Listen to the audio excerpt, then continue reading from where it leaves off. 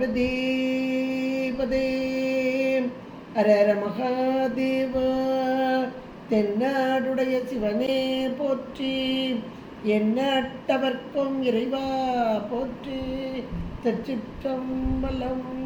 பொய்யான திருமேனி உமிழ்தானோ மிகமேவும் கழியார வரும் யானை கடல் நாழும் மறவாமல் அழியாழும் மல தூவும் அடியார்கள் உளமாற வழியாகும் வலிதாய வினை கூட நினையாவே. திருச்சிற்றம்பலம். தில்லை குத்தபெருமான் திருவடிகளை சிறமேற்கொண்டு குருமகா சன்னிதானங்கள் பொற்பாதம் பணிந்து அடியவர் பெருமக்கள் பொற்பாதம் பணிந்து இன்றைய அபிராமி அந்தாதி சிந்தனையிலே நமக்கு 39வது பாடல் பார்க்கணும். 38வது பாடலில் பவள கொடியில் பழுத்த செவ்வாயும் பனி முறுவல் தவள திருநகையும் துணையா எங்கள் சங்கரனை துவள பொருது துடி இடை சாய்க்கும் துணை முளையாள் அவளை பனிமீன் கண்டீர் அமராவதி ஆளுகைக்கு. அமராவதி என்ற மாத்திரத்திலே மேலான உயர்ந்த போகம். அந்த போகம் அது எப்படிப்பட்ட போகம்? இந்திர போகம் சொல்வாங்க பாருங்க. அமராவதி பட்டணம் என்பது இந்திர போகம். அதை ஆள வேண்டும் அல்லது அனுபவிக்க வேண்டும் என்று உங்களுக்கு ஆசை இருக்கிறதா? அப்போ என்ன செய்யணும்னா, அவளை பணிமீன், அது அம்மையை பணிந்தால் இது கிடைக்கும் என்று இந்த 38வது பாட்டில் அழகாக சொன்னார். அடுத்தாப்புல 39வது பாடல், ஆளுகைக்கு உந்தன் அடித்தாமரைகள் உண்டு, அந்தகன் பால் மீழுகைக்கு உந்தன் விழியின் கடை உண்டு, மேல் இவற்றின் மூழுகைக்கு என் குறை நின் குறையே அன்று, முப்புறங்கள் மாளுகைக்கு அம்பு தொடுத்த வில்லான் பங்கில் வாழ் நுதலே என்பதாக அருமையான ஒரு பாடல் அமைச்சு கொடுத்திருக்கிறார். அதாவது முதல் பாட்டில் 38 இது பொதுவாகவே இந்த அந்தாதி என்பது சொல்லால் மட்டுமல்ல பொருளாலும் அந்தத்திலிருந்து ஆதி அந்தத்தில் அப்படியே தொடர்ச்சியாக அமைவது என்பதுதான் இந்த அந்தாதி தொடை என்று சொல்லக்கூடியது. இங்கு இந்த 38வது பாடலில் நல்ல ஒரு அமராவதி பட்டணம், இந்திர லோகம், அந்த போகத்தை அனுபவிக்க வேண்டுமென்றால் அம்மை அவளை பணிய வேண்டும், தொழ வேண்டும். அவளை பணிமீன் கண்டீர் அப்படின்னர். அவள் எப்படிப்பட்டவள் மேலே இருக்கிற அந்த வார்த்தைகளால் அழகாக சொன்னார். இப்போ இவளையே தொழுது வணங்கி இருப்பவர்களுக்கு கிடைக்கும் பேரு எப்படிப்பட்டதுன்னு இந்த பாட்டை சொன்னார். ஆளுகைக்கு உந்தன் அடித்தாமரைகள் உண்டு. இதை அப்படியே நீங்கள் பிராக்கெட் பண்ணி இது திருவடி தீட்சை அப்படின்னு போட்டுக்கலாம். அடித்தாமரைகள், இந்த அடித்தாமனா அம்மையுடைய திருவடி. இந்த திருவடி சார்பு யார் பெறுகிறார்களோ அவர்கள் மேலான நிலையை அடைவார்கள். அம்மையுடைய ஆளுகைக்கு உட்பட்டவர்கள். ஆளுகைக்கு உந்தன் என்ற மாத்திரத்தில் இன்றைக்கு உயிர்களாகிய நாம், உயிர் ஒரு அறிவு பொருள், இந்த அறிவிலே மலம் என்றைக்கு உயிர் உண்டோ அன்றைக்கு அங்கே பிணித்து கொண்டு இருக்கிறது, ஒரு குற்றமாக இருக்கிறது, அது இருளை செய்து கொண்டு இருக்கிறது. அதனால் மேலும் மேலும் துன்பத்தை அடைந்து கொண்டு இருக்கிறோம். ஆனால் இந்த உயிர் எத்தனையோ பிறவிகளை இப்போ இது எல்லாத்தையும் சாமி கொடுக்குறார், கருணையினால் கொடுக்குறார். எல்லா பிறப்பும் பிறந்து இழைத்தேன் என் பெருமான்பார். அப்போ இதெல்லாம் பிறவிகள் வர வர வர வர வர இங்கே இருக்கக்கூடிய இந்த மலம் அப்படியே தேய்வடைகிறது. இந்த தேய்ந்து தேய்ந்து அந்த தேய்வு வர வர வர வர உள்ளிருக்கும் ஒளி வெளிப்பட்டு, அதான் இன்று எனக்கு அருளி இருள் கடிந்து உள்ளத்து எழுகின்ற ஞாயிறே போன்று. இதுதான் இறைவனுடைய சார்பு, இறைச்சார்பு, திருவடி சார்பு, சிவஞான சார்பு. திருவடி, சிவஞானம், திருவருள் இதெல்லாம் ஒரே டேர்ம் தான். ஆளுகை, அந்த உயிர் இப்போது முதல்ல முழுக்க ஆணவமலம் பற்றி கொண்டு ஆண்டு கொண்டு இருந்தது. அது எப்படிப்பட்ட மலம் அப்படின்னா, அக இருள் புற இருள் தன்னை காட்டும், அக இருள் தன்னை காட்டாது. எல்லாம் இதுதான் அறிவுன்னு அப்படியே அடித்து சொல்கிற மாதிரி. சில நேரம் நம்ம தப்பே இருந்தாலும் அடித்து சொல்லுவோம் இதுதான் அப்படின்னு. அதுக்கெல்லாம் காரணம் நம்முடைய அறியாமை தான். இப்போ திருவடி சார்பு என்ற மாத்திரத்தில் வெளியிருந்து வர்றது இல்லை, உள்ளே இருக்கக்கூடிய திருவருள், அதுதான் அம்மை. இந்த அம்மையுடைய அந்த அடித்தாமரைகள் ஆண்டு கொண்டால், அதாவது திருவருளோடு ஒன்றித்த நிலை. எதுக்கு? உயிர்களுக்கு. இதுகாறு மலப்பிணிப்பு. இந்த மலப்பிணிப்பு அப்படியே கொஞ்சம் கொஞ்சமாக நீங்கணும். அது பல பிறவி அந்த சார்பு வர வர வர வர இதெல்லாம் நமக்கு நடக்கக்கூடிய ஒரு ப்ராசஸ். அதுலேயும் கூட வினை நீக்கம், வினைகளை அனுபவித்து அனுபவித்து கழிய கழிய கழிய இன்னொரு ப்ராசஸ் உள்ளே நடக்குது. அந்த ப்ராசஸ் தான் இங்கே ஆணவ மலம் என்ற ஒன்று தேய்தலும், அந்த தேயிற நேரம் உள்ளே இருக்க இருள் வெளிப்படுதலும், இந்த உள்ளே இருக்கிற ஒளி வெளிப்படுதலும், இருள் தேய ஒளி வெளிப்படுதல். அந்த ஒளி என்பது தான் திருவருள். அதுதான் அம்மையுடைய திருவடி ஞானம், சிவ ஞானம் என்றெல்லாம் சொல்லக்கூடியது.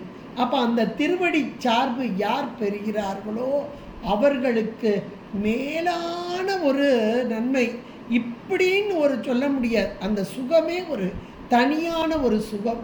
இந்த திருவடி சார்பு பெற்றவர்கள் அனுபவித்ததை கூட வெளியே சொல்ல முடியாது. ஏன்னா உலகத்தை அனுபவத்தையே சொல்ல முடியாது.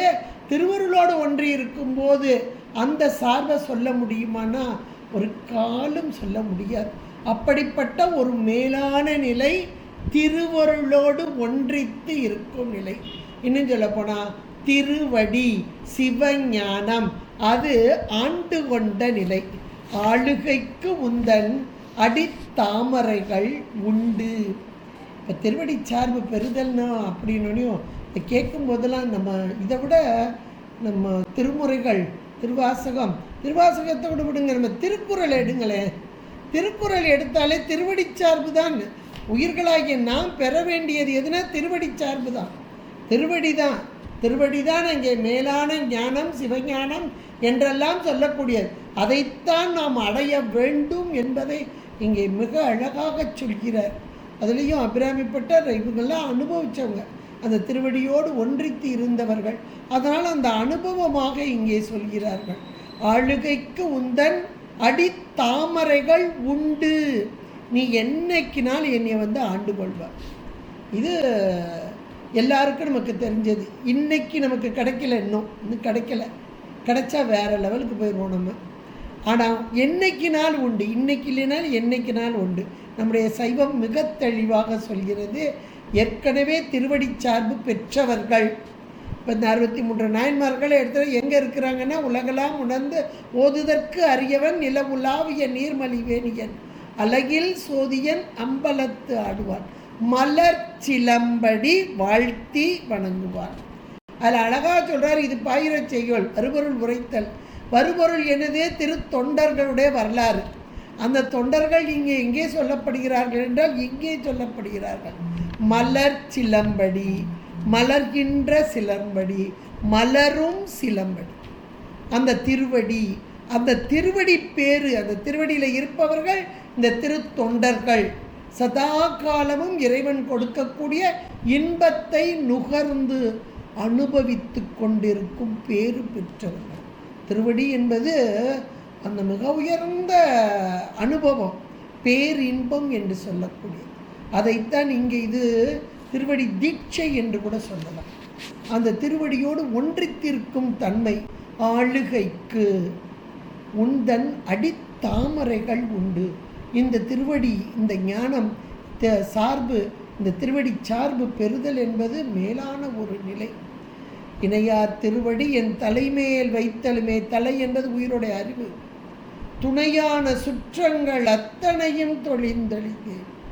துணையான சுற்றம், அந்த உயிர்க்குரிய சுற்றம் எது என்றால், இங்கே என்னைக்கு உயிர் உண்டோ அன்னைக்கே ஒரு மலம் உள்ள கிடக்க பிடிச்சிக்கிட்டு, அந்த மலத்தை நீக்கிறதுக்காக மாயை கண்மம். இது எல்லாமே திருவடி சார்பு பெற்ற மாத்திரத்தில் எல்லாம் மலமெல்லாம் கலண்டு ஓடி போயிடும். பதி அணுகில் பாசம் நில்லாவே. அப்போ இந்த திருவடி சார்பு என்பது இந்த பதி, இது அணுக, இது ஒளி. ஒளி வந்த மாத்திரத்தில் இவையெல்லாம் அங்கே காணாமல் போய்விடும். அப்போ அந்த ஒரு பேரின்பம் இதுகாரும் இந்த மாயை கண்மத்தோடு கூடி ஆணவமல சார்பினாலே சிற்றின்பம், அதில் துன்பமாக அனுபவித்த ஆன்மாக்கள் இப்போ பேரின்பத்தில் திளைத்த தன்மைதான் ஆளுகைக்கு உந்தன் அடித்தாமரைகள் உண்டு என்பதை மிக அழகாக சொல்கிறார். இது திருவடி தீட்சை, திருவடி சார்பு பெறுதல். இது ஒரு பக்குவம் பெற்ற நிலை. இன்னும் சொல்லப்போனால் பக்குவம் பெற்ற நிலை. இறைவன் எம்பெருமான் நிறைய இடங்களில் நம்ம அப்போது 63 நாயன்மார்களுடைய புராணங்கள்லாம் பார்த்தோம்னா அந்த திருவடி, அதில் மாணிக்க வாசகர் ரொம்ப அழகாக அவருக்கு திருவடி தீட்சை கொடுத்ததை அழகாக திருவாசகத்தில் அனுபவமாக அந்தணன் ஆகி வந்து ஆண்டு கொண்டு அருளியது அப்படின்னு நிறைய இடங்களை சொல்கிறார். அந்த திருவடி சார்பு பெற்றதால் தான் திருவடியின் பெருமையிலிருந்தே ஆரம்பிக்கிறார் திருவாசகத்தை. நீங்கள் சிவபுராணத்தை எடுத்து பாருங்கள், முதல்ல ஒரு 15 வரிகள் அப்படியே முழுக்க திருவடி நமசிவாயம் வாழ்கன்னு ஆரம்பிச்சிட்டாரு. அடுத்து வரிசையாக 15வது வரி வரைக்கும் பாருங்க, நாதன் தாழ்வாழ்க இமைப்பொழுதும் என் நெஞ்சில் நீங்காதான் தாழ்வாழ்க, கோகலி ஆண்ட குறுமனிதன் தாழ்வாழ்க. முழுக்க திருவடி சார்பு. ஏன்னா அந்த திருவடியினால் பெற்ற அந்த பேரின்பத்தை அடைந்த ஆன்மாக்கள் அந்த அனுபவ பொருளாக்கி அங்கே தந்தார். இது மட்டும் இல்லை, நீங்கள் திருக்குறள் கடவுள் வாழ்த்தை எடுத்து பாருங்கள், எத்தனை திருவடி இருக்குன்றதை மட்டும் பாருங்கள். நீங்களே எடுத்து பாருங்க. கற்றதனால் ஆய பயன் என்கொள் வாலறிவன் நற்றாள், வாலறிவன் நற்றாள் தொழார் எனின். அடுத்து பொறிவாயில் 5 வித்தான் பொய்தீர் ஒழுக்க நெறி நின்றார் நீடு வாழ்வார் தனக்கு உமை இல்லாதான் தாள், தனக்கு உமை இல்லாதான் தாள். திருவடி சார்பு சார்ந்தார்கல்லால் மனக்கவலை மாற்றல் அரிது. எவ்வளோ அழகான ஒரு வார்த்தைகள் பாருங்கள். இந்த திருவடி சார்பு பெரும் வரைக்கும் நமக்கு கவலைகள் துன்பங்கள் தான். திருவடி சார்பில் என்னைக்கு வந்துட்டோமோ அன்றைக்கு நமக்கு கவலை என்பதே கிடையாது. அதைத்தானங்க ஒவ்வொரு நாளும் சாமிகிட்ட போய் வேண்டுறோம். கவலையே இருக்கக்கூடாதுன்னு தானே வேண்டுறோம். கவலை வேண்டான்னு நினச்சிங்கன்னா திருவடி சார்பு பெறுங்க. திருவடி சார்பு பெறுறதுக்கு நாம் இங்கே என்னங்க செய்கிறது அப்படின்னு ஒரு பெரிய கேள்வியை கொண்டு வரணும். திருவடி சார்பு என்பது நாம் போய் பெறுவதில்லை, திருவருள் நம்மிடம் ஆட்கொள்ளுதல். இந்த திருவருள் ஆட்கொள்ளுதல் அப்படின்றது சாமானியம் அப்படின்றது இல்லை. ஆனாலும் நமக்கு உண்டு, என்னைக்குனாலும் உண்டு. அது ஒரு பக்குவ நிலை வரும்போது. இதுக்கு சாதாரணமாக நம்ம சொல்லும்போது இந்த திருவடி சார்பு அது என்னங்க திருவடி சார்பு அது கொடுத்துக்கிட்டே தான் இருக்கான். திருவருள் உள்ளதாக இருக்குது, வெளியே இல்லை, உள்ளதாக இருக்குது. அது அந்த திருவடியிலேருந்து பிறக்க அந்த இன்பத்தை அப்படி கொடுத்துட்டே இருக்கு. நாம் பெறுதற்குத்தான் தகுதி இல்லாமல் இருக்கும். திருவருள், இந்த திருவருளை மழையாக சொல்லுவாங்க. மழை எல்லா இடத்துலையும் பெய்யுது இல்லையா? ஒரு இடத்துல பாருங்கள் நல்ல பள்ளமாக இருக்கும். இன்னும் சொல்லப்போனால் குளம், இந்த குளத்தில் விழுகிற மழை அப்படியே குளத்து நீராக அப்படி நிரம்பி அந்த வருஷத்துக்கு மக்களுக்கு பயன்பட, மக்களுக்கு மட்டும் இல்லை, ஆடு மாடு வெயில் நேரத்தில் தாகத்தை தணிக்கிறதுக்கு அந்த நீர் பயன்படுது. ஒரு நேரம் பெய்கிற மழை, ஒரு நாள் சரியாக மழை பெஞ்சிட்டு குளமெல்லாம் நிறைஞ்சிட்டு அப்படின்னு சொல்கிறோம் இல்லையா? அந்த ஊரில் பெய்யுது. ஆனால் அதே ஊரில் ஒரு மலை இருக்குது பக்கத்துலேயே, அந்த மலையில் விழுகிற தண்ணி அப்படியே ஓடிடுது இல்லையா? இந்த குளத்தில் விழுகிற தண்ணி தேங்கி நிற்குது. இன்னும் பின்னாடி வர்ற வெயில் காலத்துக்கு எல்லாத்துக்கும் பயனுக்காக நிற்குது. யோசிச்சு பாருங்களேன்.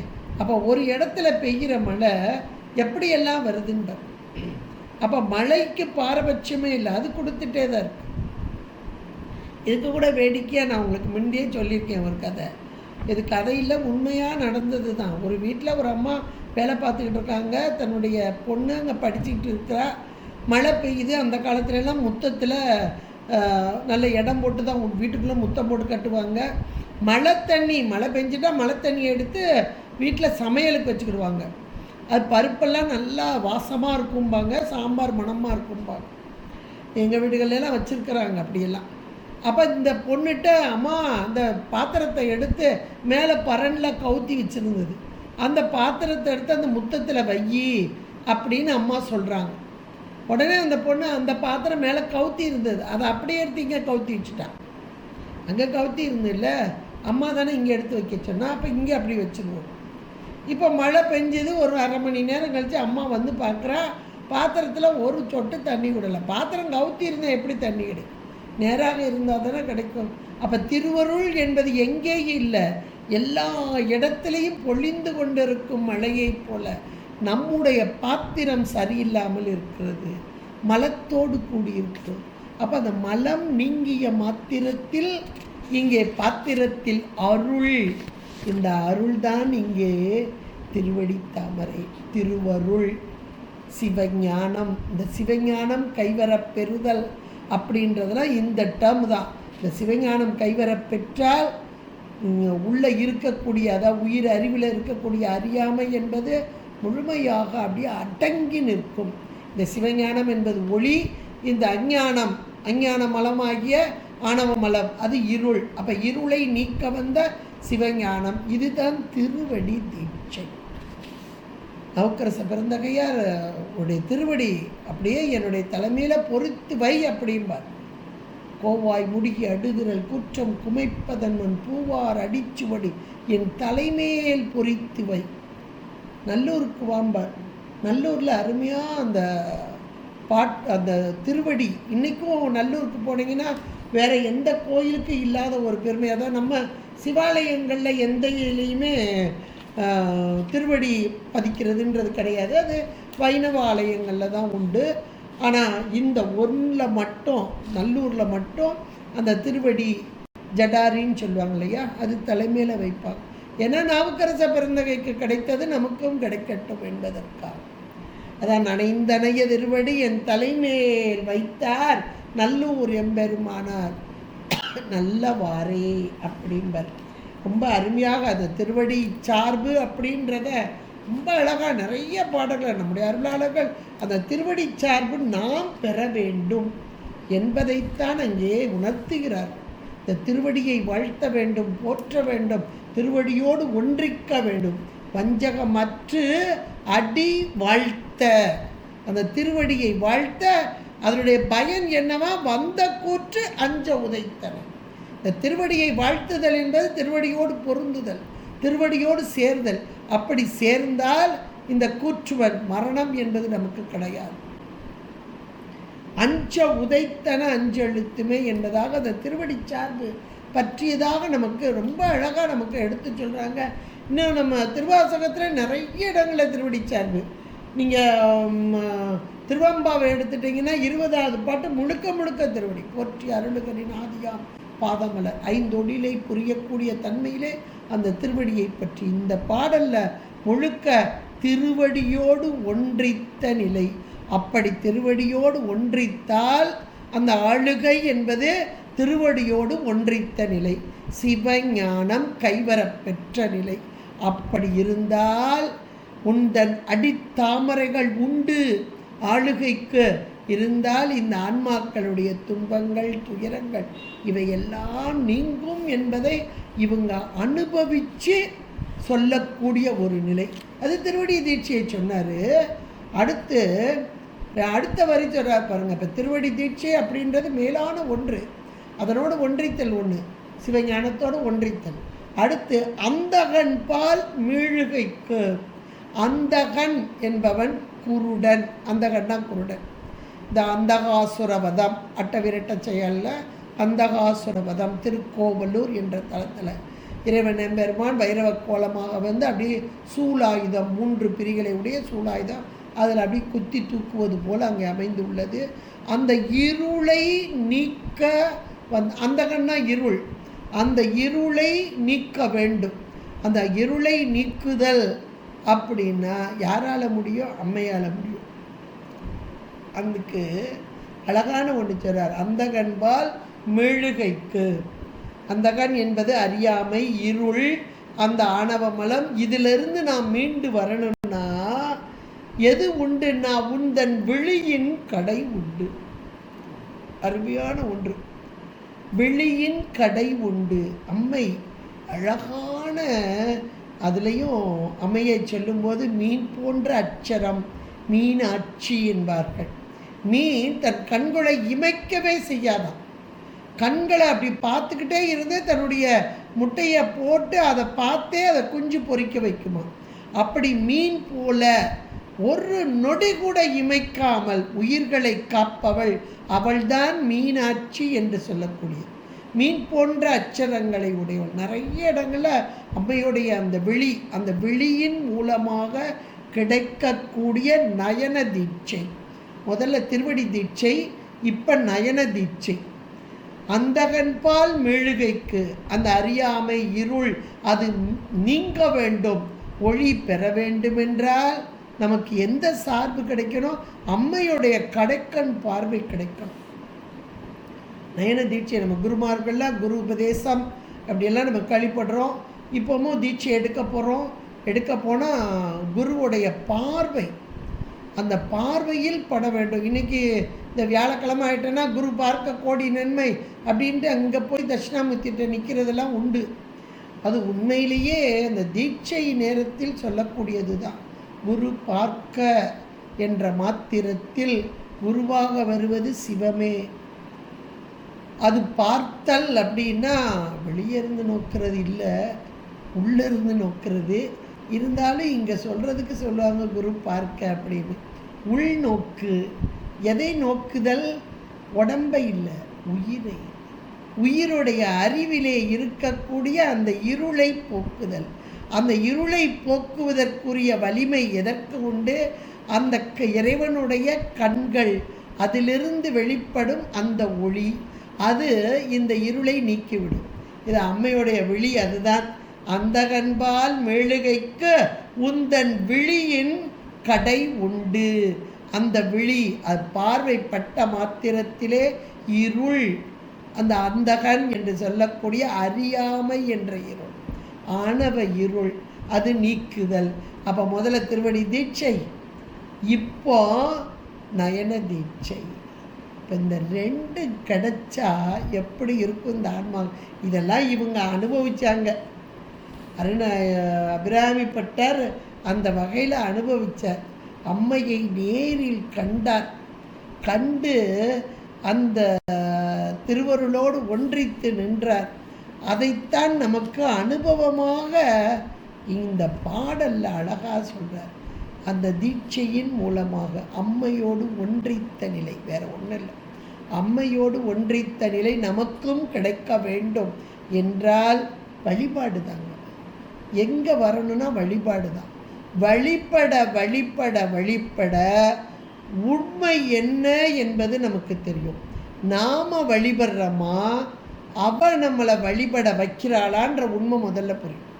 இன்றைக்கி நிறைய பேர் சொல்கிறது, நான் எவ்வளோ கஷ்டப்பட்டு தினந்தோறும் கோயிலுக்கு வந்துடுவேன், எவ்வளோ உடம்பு முடியலைனாலும் கோயிலுக்கு வராமல் என்னால் இருக்க முடியாது, நான் கஷ்டப்பட்டு வருவேன், நான் கும்பிடுவேன், நான் இந்த நான் என்னைக்கு போகுதோ அன்றைக்கி தான் அம்மை வந்து உள்ளே உட்காரும். அவளுடைய அருள் நமக்கு முதல்ல கிடைக்கும். ஏன்னா நம்மளை கொண்டு வந்து உட்கார வைக்கிறவே அவள். நம்ம என்ன சொல்கிறோம்? நம்ம தான் மேலாக்கி சொல்கிறோம். இந்த இறை வழிபாடு செய்தல் அப்படின்றதுல கோவிலுக்கு வர்றது, வழிபடுறது, இந்த ஞான நூல்களை படிக்கிறது அப்படின்றதுலாம் அது பொருள் புரியதெல்லாம் இறைவன் திருவருள். இந்த திருவருள் கூடி நிற்கவில்லை என்றால் நம்மால் ஒரு அணு கூட அசையாது.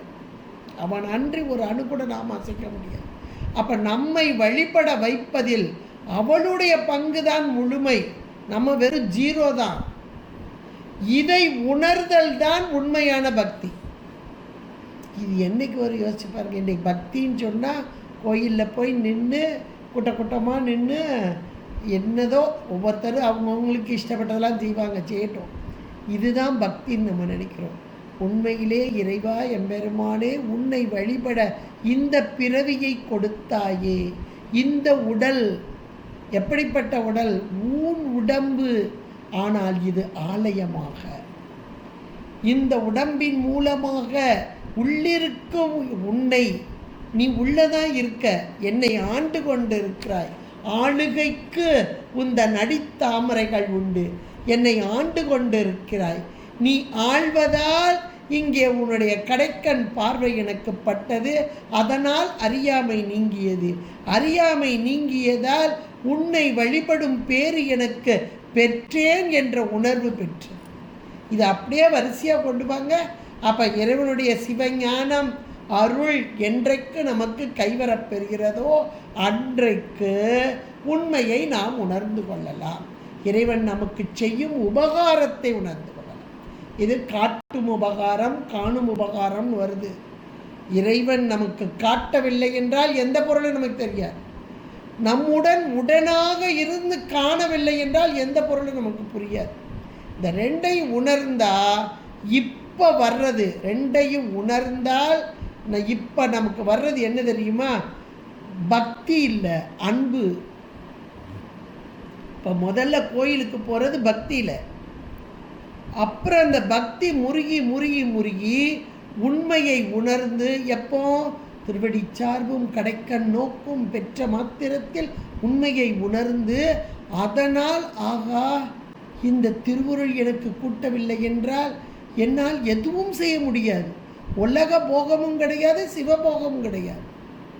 ஒரு ஜடமாக இருந்திருப்பேனே என்று உணர்வு மேல் எழும்போது இந்த இறைவன் செய்த இந்த திருவருள் எனக்கு செய்த உபகாரத்தை நினைந்து இங்கே உள்ளிருந்து வெளியே வர்றது அன்பு.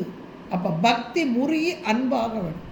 இந்த அன்பு தான் இறைவனோடு ஒன்றுவிக்கும் அன்பு. இந்த அன்பு வருவதற்கு காரணமாக இருப்பது இங்கே திருவடி. அந்த திருவடி சார்பும் அந்த கண் நோக்கு பெறுதலும். இந்த இரண்டையும் இந்த பாட்டில் அழகாக சொல்லி அடுத்து சொல்கிறார் பாருங்க. அந்த கண்பால் மெழுகைக்கு உந்தன் விழியின் கடை உண்டு. கடை அந்த ஓரமாக வரக்கூடிய அந்த ஒளிக்கற்றை அது போதும். அம்மையுடைய அந்த ஒளிக்கற்றை வந்த மாத்திரத்தில் நம்ம மேலே பட்டுட்டுன்னு வைங்களேன், அது கூட சக்தி நிபாதம் அப்படிம்பாங்க. நிபாதம்னா வீழ்ச்சி. பட்ட மாத்திரத்தில் இருளெல்லாம் கிழித்து எரிந்து விடும்.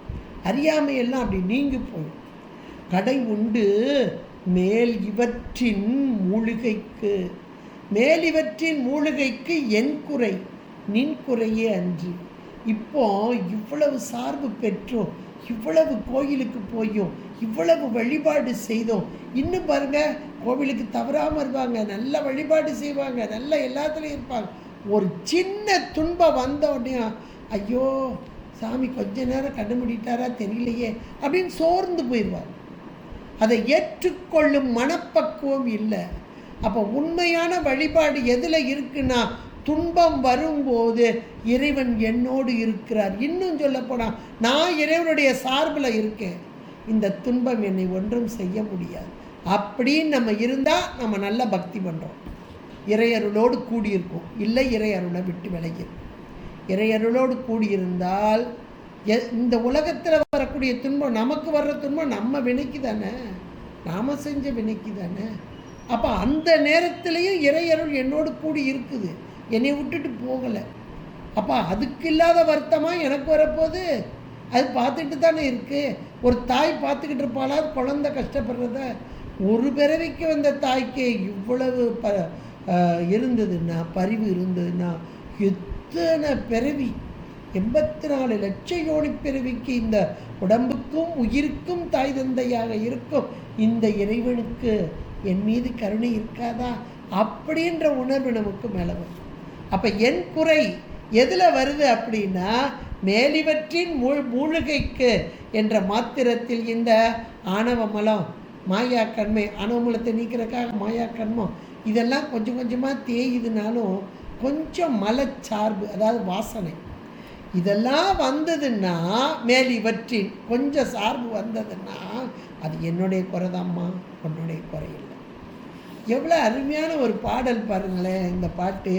அதாவது உலகியலில் நீங்கள் எடுத்துட்டிங்கன்னா, சின்ன பிள்ளைகளை அம்மா வளர்க்குறான், நம்ம வளர்க்குறோம். நம்ம சின்ன பிள்ளைகளை அழகாக பார்த்து பார்த்து பார்த்து இப்போது வயிற்றில் சுமந்தது 10 மாதம் 9 மாதம் நிறைய சுமந்தோம். அப்புறம் வெளியே வந்த பிறகு சின்ன வயசாக ஒரு மாதம் 2 மாதம் 2 கையிலையும் சேர்த்து பிடிச்சிக்கிடுவோம். 3 மாதம் வரைக்கும் தலை நல்லா நிமிரலை, நேராக நிற்கலை, 2 கையில் இருத்தி பிடி அப்படிம்பாங்க. 2 கையால் இருத்தி பிடிச்சிக்கிடுவோம் பக்குவமாக. அப்புறம் கொஞ்சம் வளர வளர வளர கொஞ்சம் இடுப்பில் வச்சுக்கிடுவோம், ஒக்கல்ல வச்சுக்கிடுவோம். அப்புறம் கொஞ்சம் வளர கையை பிடிச்சிக்கிடுவோம், கீழே நடக்க விடுவோம், கையை மட்டும் பிடிச்சிக்கிடுவோம். இப்படி கொஞ்சம் கொஞ்சமாக முதல்ல வயிற்றுக்குள்ளேயே இருந்துச்சு, அப்புறம் வெளியே வந்தோடனே நல்லா அரவணைப்பில் இருந்துச்சு. அதுக்கப்புறம் கொஞ்சம் ஒக்கில் வச்சோம், அப்புறம் கையை பிடிச்சிட்டு நடக்க விட்டோம்.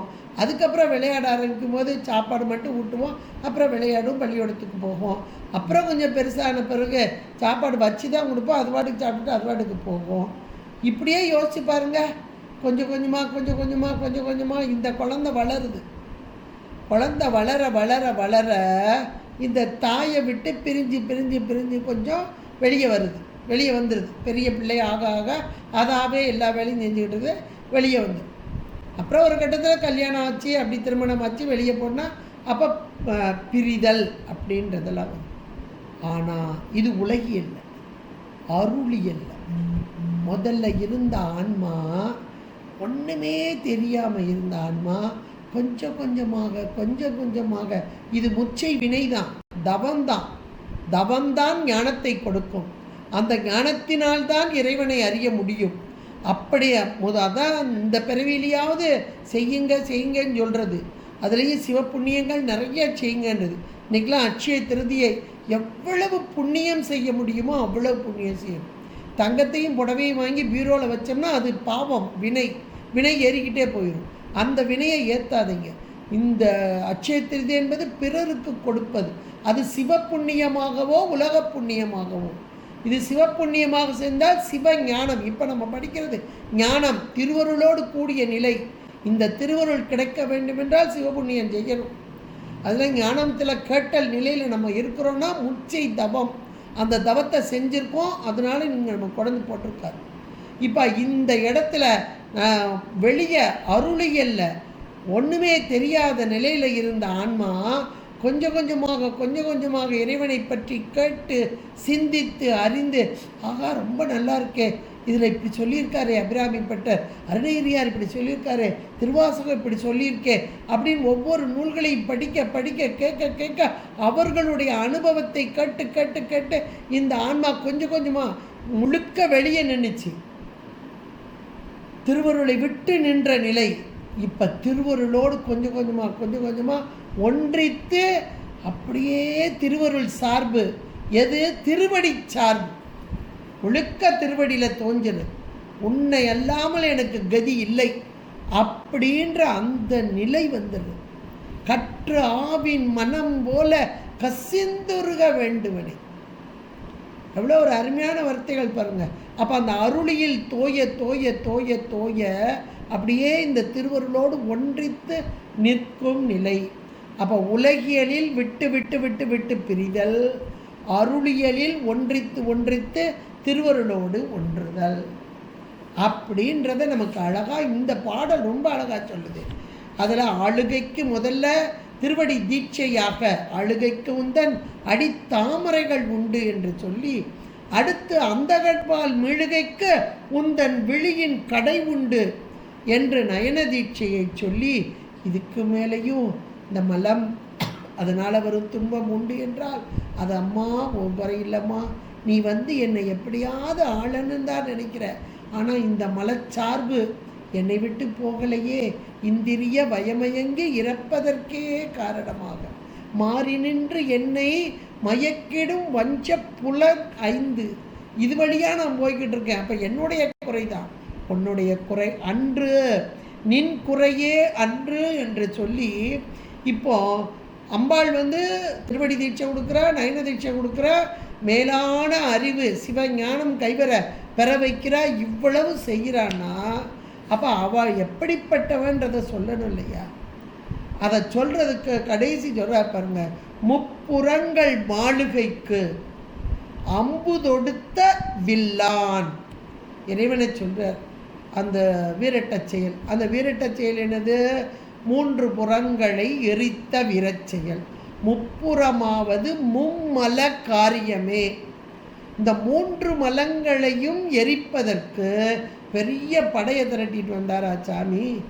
இல்லைன்னா ஈரம்பு கண்டிலம் ஏகம்பர் தங்கையில் ஓர் அம்பே முப்புறம் உந்தி பெற ஒன்றும் பெருமை. அந்த ஒன்றை கூட அவர் பயன்படுத்தலை. புன்னகை தான் வெள்நகையாக வந்தது. அப்போ அப்படிப்பட்ட இறைவன் 3 மலங்களையும் நீக்க வலிமை கொண்ட ஒரு புன்னகையால் அந்த 3 மலங்களையும் நீக்கும் வலிமை கொண்ட இறைவன். அந்த இறைவனின் பங்கு என்றால் இடபாகம். இடபாகத்தில் இருக்கக்கூடிய அழகான நுதல், வாழ் போன்ற ஒளி மிகுந்த நுதலை உடைய, நுதல் என்பது நெற்றி. நெற்றி என்பதுதான் அறிவு மிளிரும் பகுதி. இந்த இடம் சந்திரமண்டலம் பாங்க. இப்போ அம்பாள் எங்கே இருக்கிறா அப்படின்னா 3 புறங்களை எரித்தார் இல்லையா? அவருடைய வீரச்செயல் எப்படிப்பட்டது! ஒரு புன்னகையால் அத்தனையும் மாற்றிட்டாரு. அப்படிப்பட்டவருடைய ஒரு பங்கில் இருக்கக்கூடிய ஒளி பொருந்தியவள். அது சூரியன் என்றால் இவள் ஒளியானவள். ஒளி தானே நமக்கு பயன்பட வருது. இன்றைக்கி வெப்பத்தையும் இந்த நமக்கு வெளிச்சத்தையும் கொடுக்கிறது எது? சூரியனுடைய ஒளி. அப்போ சூரியனாக இருக்கும் சிவம் அந்த சூரிய ஒளியாக இருக்கும் அம்மை. அந்த அம்மை எதை தருகிறாள்? இங்கே திருவடி தீட்சையையும் நயன தீட்சையும் கொடுத்து உயிர்களுடைய அந்த மலத்தை நீக்க வரும் அம்மை. அவள் அழகான வாழ் நுதலாக உள்ளவள், இறைவனின் ஒரு பங்காக இருப்பவள். அந்த இறைவன் எப்படிப்பட்டவன்? 3 புறங்களையும் தன்னுடைய புன்னகையினால் வெள்நகையினால் அழித்தவர், வீரட்ட செயல் புரிந்தவர். அந்த இறைவனின் பங்காக ஒரு பாகமாக இருப்பவள். இப்படிப்பட்டவள் தான் எனக்கு இன்றைக்கு அருள் பாலிக்க வரும் வண்ணமாக திருவடி சார்பையும் இந்த நோக்கு கண் நோக்கு நயன தீட்சையையும் கொடுத்து என்னுடைய குற்றங்களை எல்லாம் நீக்கி மேலான பேரின்ப வாழ்வு பெறச் செய்தவள் என்று அழகாக தன்னுடைய அனுபவத்தை பதிவிடுகிறார் அபிராமி பட்டர். என்றால் அருமையான ஒரு பாடலாக 39வது பாடலாக இங்கே அமைந்து உள்ளது. அழுகைக்கு உந்தன் அடித்தாமரைகள் உண்டு, அந்தகன்பால் மீழுகைக்கு உந்தன் விழியின் கடை உண்டு. மேல் இவற்றின் மூழுகைக்கு என் குறை, நின் குறையே அன்று. முப்புறங்கள் மாளுகைக்கு அம்பு தொடுத்த வில்லான் பங்கில் வாழ் நுதலே என்ற அருமையான ஒரு பாடலாக அமைத்து கொடுத்திருக்கிறார். இன்றைக்கு ஒரு அருமையான அட்சய திருத்தி அன்று அம்பாளை பற்றி சிந்திப்பதற்கும் அவளுடைய பெருமைகளை உணர்வதற்கும் நமக்கு அருமையாக வழிவகுத்து கொடுத்த இறைவன் எம்பெருமான் அவருடைய திருவருளுக்கும் குருவருளுக்கும் நன்றி கூறி இதுகாரும் கேட்டு மகிழ்ந்த அனைவரின் பொற்பாதம் பணிந்து உங்களிடமிருந்து விடைபெறுகிறேன். நன்றி, வணக்கம். திருச்சிற்றம்பலம். ஹர ஹர பார்வதி பதே, ஹர ஹர மகாதேவ. தென்னாடுடைய சிவனே போற்றி, எந்நாட்டவர்க்கும் இறைவா போற்றி. திருச்சிற்றம்பலம்.